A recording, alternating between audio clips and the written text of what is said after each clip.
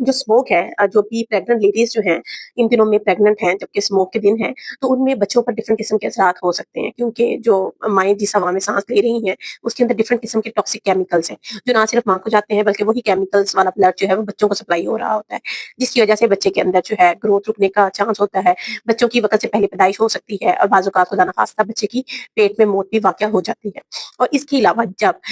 वो ही औरतें जो हैं इन दिनों में डिलीवर होती हैं, ये जो स्मोक के डेज़ हैं, इनके दौरान अगर डिलीवर होती हैं, तो पैदा होने के बाद भी बच्चे क्योंकि अब इसी टॉक्सिक एनवायरनमेंट के अंदर सांस ले रहे होते हैं, तो बच्चे को अंदर सांस के मिसाइल का होना, दमे का होना या एलर्जीज का होना जो है वो आम बच्चों से ज्यादा होता है। इसके अलावा इन बच्चों की आंखों में इरिटेशन होती है, आंखों से पानी आने लग पड़ता है और बच्चों में बहुत ज्यादा चिड़चिड़ापन होता है।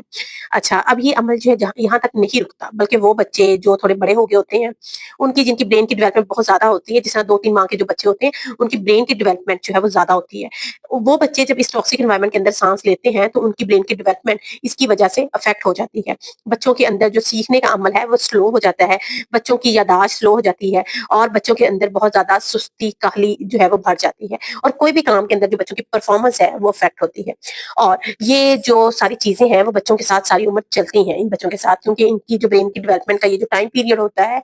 बच्चे के पैदा होने के बाद 1 से 2 साल के तक, तो वो सारा जो है बहुत ज़्यादा वल्नरेबल होता है अगर वो बच्चे जो है इस तरह के टॉक्सिक एनवायरनमेंट के अंदर जो है वो साँस लें। तो बच्चों की स्कूल के अंदर परफॉर्मेंस भी इफेक्ट होती है, बच्चों की सुनने की सलाहियत और बच्चों की देखने की सलाहियत भी जो है इस टॉक्सिक एनवायरनमेंट की वजह से अफेक्ट हो जाती है, क्योंकि बच्चों को जो है सांस लेने के लिए एक जितनी मिकदार में ऑक्सीजन चाहिए होती है वो नहीं मिल रही होती, बल्कि उसके साथ साथ डिफरेंट किस्म के जो केमिकल्स हैं जो बच्चों की ग्रोथ को अफेक्ट करते हैं, वो बच्चों की सांस के जरिए बच्चे के अंदर जा रहे होते हैं, जो बच्चों की ब्रेन की डेवलपमेंट, बच्चों की वैसे हड्डियों की डेवलपमेंट हो गई और बच्चों की ओवरऑल हाइट और वेट को भी अफेक्ट करते हैं। अब हम बात करेंगे किस तरह से हम इन सब चीज़ों से जो है वो बच सकते हैं। माँ को और बच्चों को जो है इस तरह के अनहेल्दी एनवायरनमेंट से बचाने के लिए अपनी सेटिंग में हम क्या कर सकते हैं?